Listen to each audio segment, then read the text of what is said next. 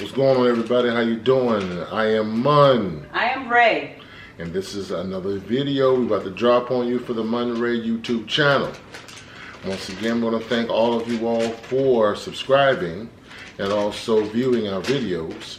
And for those that haven't, what you waiting on? Seriously, what are you waiting on? Talk to me, please. What's going on? I got an idea. Now, right now, we're going to do a little something different. My beautiful, wonderful wife just set me up to actually answer some questions that she wrote. I have no idea what the questions are. And she's going to ask you some questions, and I'm going to answer them as honest as I possibly can. Uh-oh. All right, wife? Okay, husband. Well, then let's go. All right. What made you want to start a YouTube channel? Well, maybe want to start a YouTube channel. Following you. Because you had your YouTube channel started and you were pretty much so excited about it. And yes, I was listening to you. I wasn't on board at first, but then I saw how much you were getting into it and I wanted to share the experience with you. So that's why I agreed to do the MunRae channel. Okay.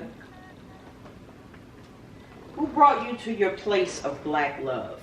Who or what? Wow, that's a very good question. And it's a very long answer. My mother and my father pretty much introduced me to what being black is.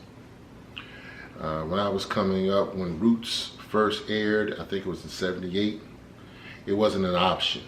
You had to watch Roots. It wasn't like, do you want to see it? No, you gotta see it. So we didn't have but 5 channels anyway back in those days, so you really didn't have too much. But my mother and father made me watch Roots, and of course my father was very vocal about being black and the black experience in America. My mother as well. And pretty much from that, I was going to school and I was in high school, and what really stood out to me, I was in 10th grade.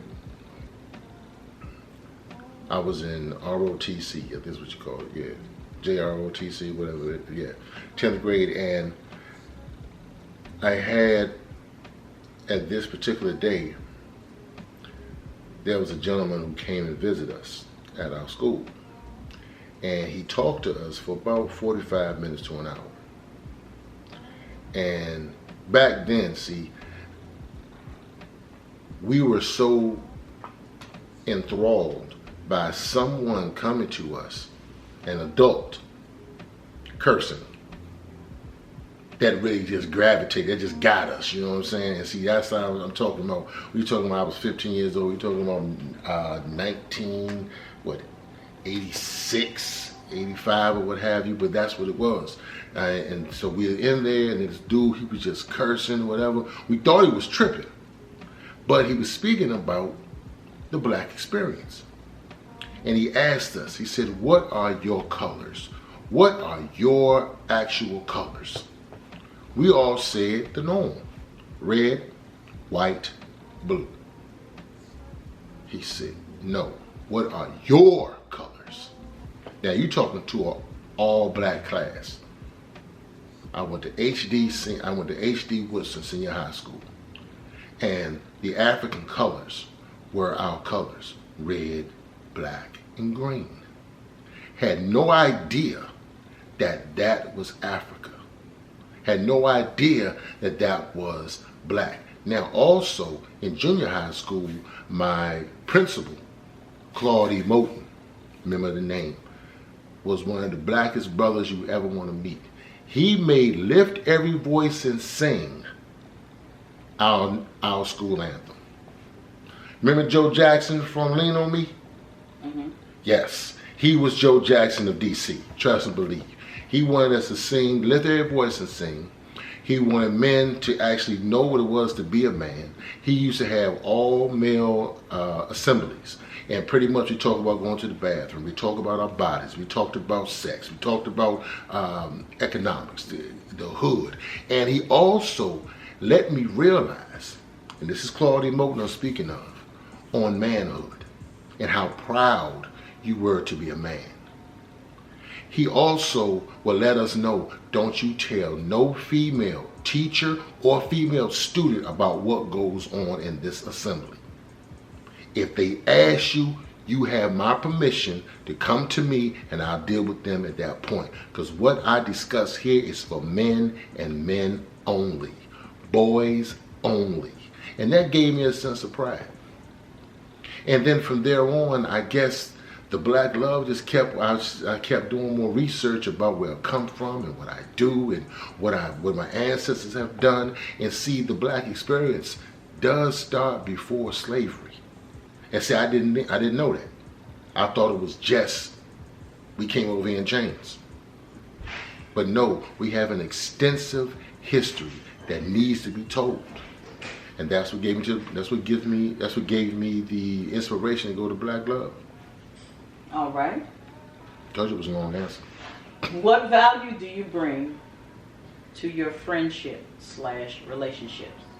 Well, that was a good question. I need to ask you, what do I bring to you? But I think if we're going to speak on what I think I bring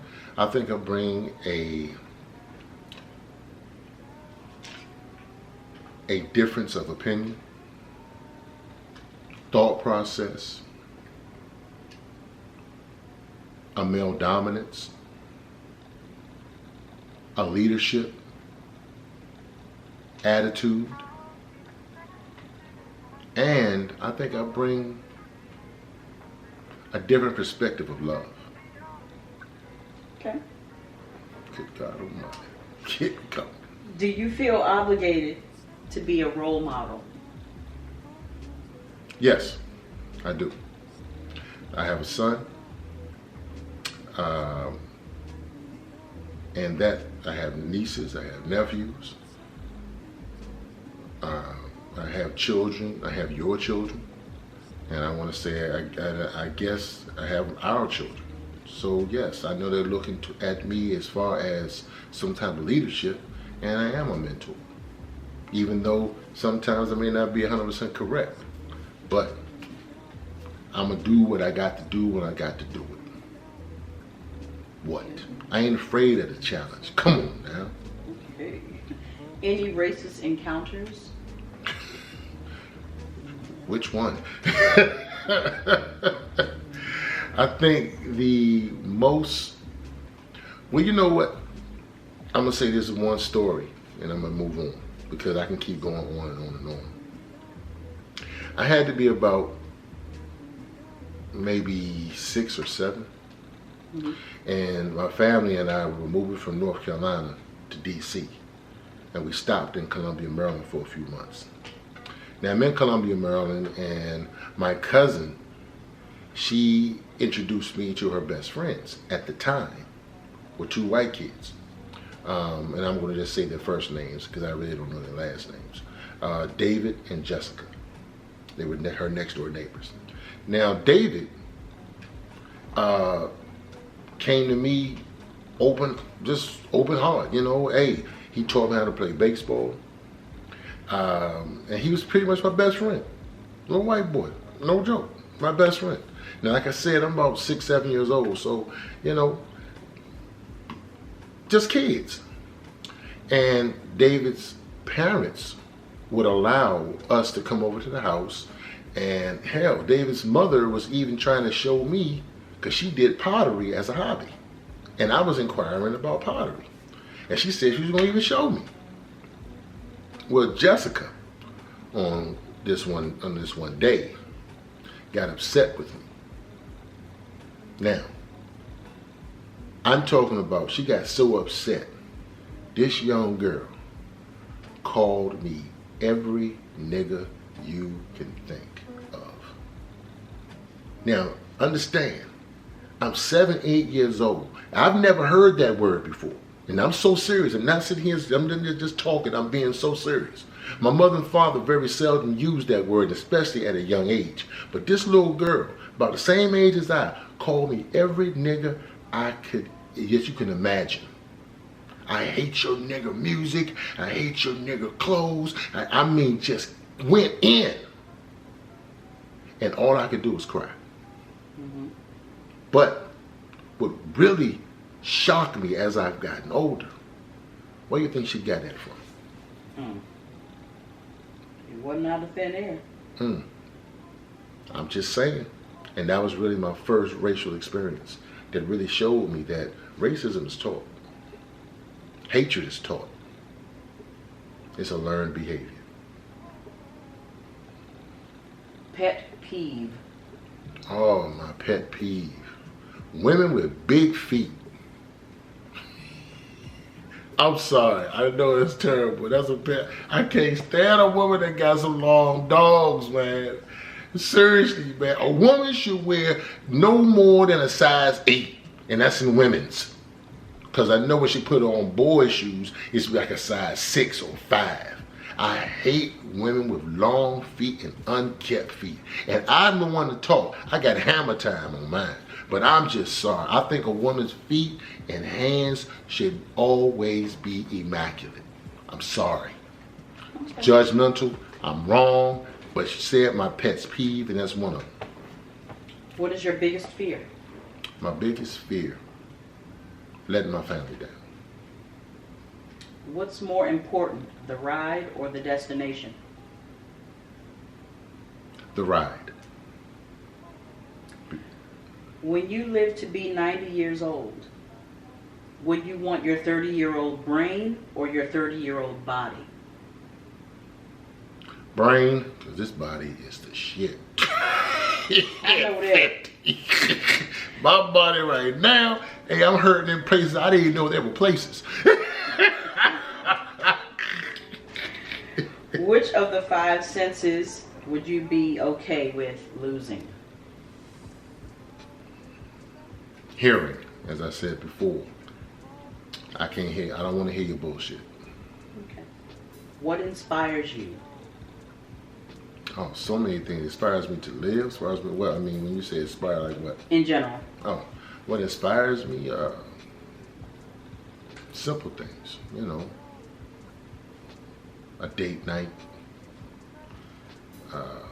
conversation, a beautiful sunny day. Hell, I even like rainy days, to be honest with you. I mean, and you know, one of my greatest relaxations is driving home after work early Sunday mornings. Driving home, no one's on the road, it's just you in the street, and you're going. And I got a nice little travel. And you can really get your mind set on what really needs to be done, or just, you know, pretty much be at peace with yourself. I'm still. Yeah. Okay. What do you love most about being married? I have my wife, my lover, my friend, my confidant, my doctor, my lawyer, my accountant, all wrapped up into one. I don't have to look nowhere. Oh, I love you, baby. I love you too, sweetie. When we get rich, would you retire? How rich we talking? Let me say this, I'm sorry. I'm already rich. Mm-hmm. I want to be wealthy. There you go. Now, if I'm wealthy, the job can say bye-bye. Right. Okay, favorite childhood memory? Favorite childhood memory? Had so many.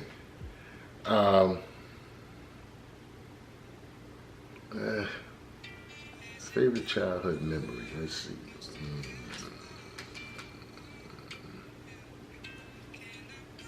I really don't have a favorite childhood memory, but I do have a favorite childhood vacation. Okay. My entire family, my mother, father, brother, sister, and I. My father drove from D.C., Alabama, Florida, Myrtle Beach, and back. Took a 2-week vacation. In 1991, that was the best vacation I have ever had with my family. And I wish I can recreate that with my very own family. Oh man, we just had a blast. Okay. What do you love most about yourself? What I love most about me? My ability to comprehend. I listen very well. I do have a caring heart, and that also with comprehending, I'm able to be quiet when it's time to be quiet and voice my opinion when it's time to voice my opinion. Now, some may take my directness or my sternness as a sign of disrespect or some sign of being too aggressive, but that's not who I am. I'm just the type of person, I don't have time to play games. But if you do need an ear or a shoulder to cry on, come on, I got you. You have $20 to create the perfect date. What do you do? $20 for the perfect date. I will go to 7-Eleven, get 2 Slurpees, large, your favorite and it's mine. Jump into the vehicle and we'll ride out to the beach. And we will sit on the shores and just watch as the tides roll in and the sun sets. Then, on the way back home, stop at McDonald's for 2 number 1 meals. Even though that's over $20, but I'm just saying. I'm trying to keep it in perspective. Gotcha. Are you a pessimist or an optimist? I'm a little bit of both. Yeah. I'm an optimist about certain situations, but I'm a pessimist when it comes to racism. It ain't never going nowhere. Okay. Sorry. Optimism, I think my car should start. I mean, I got the oil change and everything, so I'm pretty much optimistic it's going, so I push that button, it's going to kick over. But when you talk about racism, will it ever end? No. This world has to blow up and be reborn all over again. Okay. Is failing more important than succeeding? Once again, that's a 2-part question. If you don't fail, you'll never know how it feels to succeed. But if I'm succeeding, you'll be so afraid if you ever fail. And I don't ever want to get in a position where I am too afraid to fail. Right. Honestly, because I want to keep striving to get to that next level, whatever that next level is. I want to strive for perfection. I don't want to be perfection. Gotcha. And number 20. Yes. How do you decompress after a long day? I take a nap. Okay. So I take a nap, and I really, if I'm really depressed, I'll grab hold of my wife, and I'll let her just soothe me by rubbing the bald head and rubbing the back. And she'll let me know, baby, it's going to be all right. That's right. And I'm sitting here saying, you know what am I tripping about? Look what I got to come home to. So that's how I decompress. Those are my 20 questions. That's it? That's it and that's all. Well, all right, y'all. Well, I'm so glad y'all tuned in. And I hope y'all enjoy these answers and also these questions. And if you have any comments, don't have no problem. Hit us up, please. Once again, I am Mun. I am Ray. This is the MunRae channel. I'm so glad you gave me your time because I just gave you mine. And I'm going to say peace and love and hair grease. Bye.